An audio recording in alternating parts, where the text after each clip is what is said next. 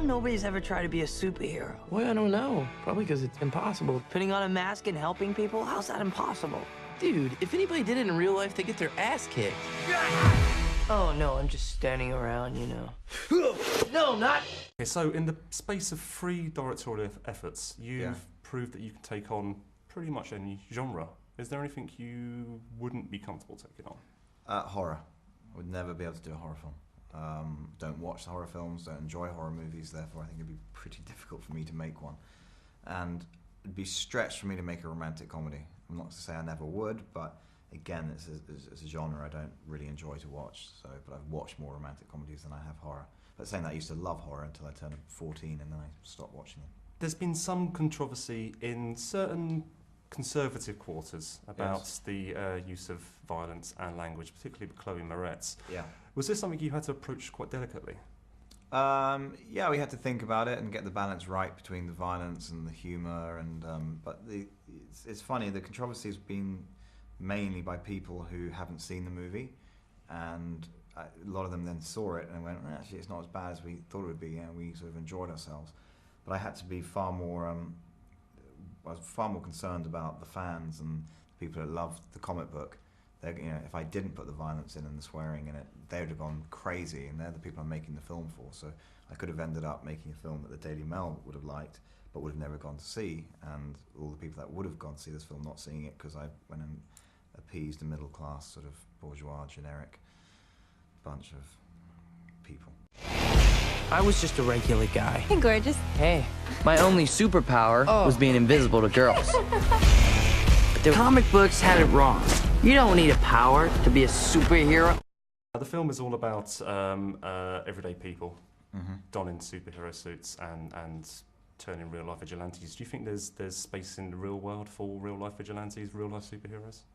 I think there's space in the real world for people taking a stand and dealing with problems. I think when it comes to the violent aspect of it, there isn't space for that. I think there are boundaries we have to live in, but I do think people have become very complacent, and I think in France it's different. The French are all up for strikes and a few riots and being heard, but the English are very reserved and don't complain anymore like this. And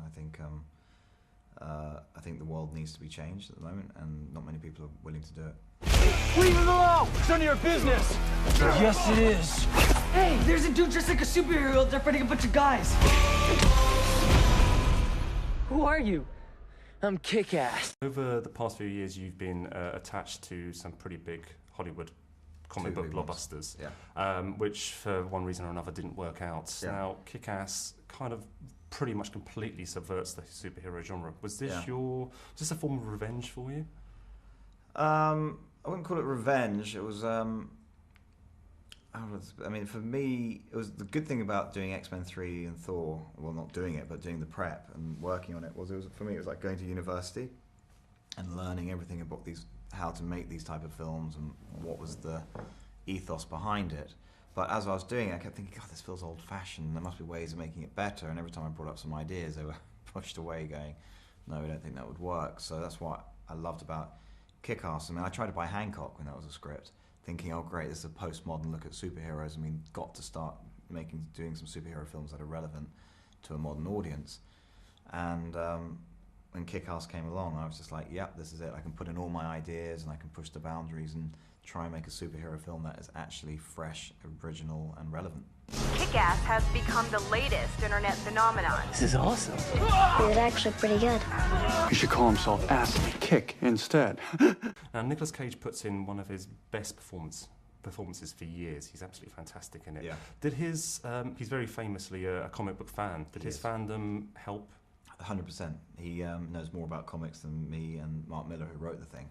And he came up with the Adam West idea, and it was just fun riffing about all the different comic books and superhero films and how they affected him, how they affected me, and he just got every nuance we were trying to put into the movie. He built upon. He was fantastic. Now, with all of the reboots that are coming up, there's Spider-Man reboots, talking about another Superman reboot, rebooting everything. Do you think there's room to go down the Kick-Ass route with these these established comic book heroes? I think there is sort of room, but it is a bit weird that they're rebooting things that were created in the 60s. You know, why not create modern, you know, there are comic books out there which are being written now, like Kick-Ass and other things that Mark's done, and, you know, I mean, there's so many different, you know, there's millions of comic books being written. And I think the shame about Hollywood is, you know, someone told me an analogy, which I think someone's not great, sort of executives that are driving in their car at 100 miles an hour, but they never look through the windscreen. They're always looking at the rearview mirror as they're driving along, and not understanding why they have accidents. And they're not leaders. They're following trends instead of creating trends, and that's why I think it's become so tired. And you know, if I could, I'd like to ban remakes and, you know, make people come up with original thoughts. It's really important to, you know, we're going to be the decade of remakes, which is sort of like what we've run out of. You know, imagine next year every song's a cover. Every band stopped writing original music and they just did covers of songs from the 70s and 80s.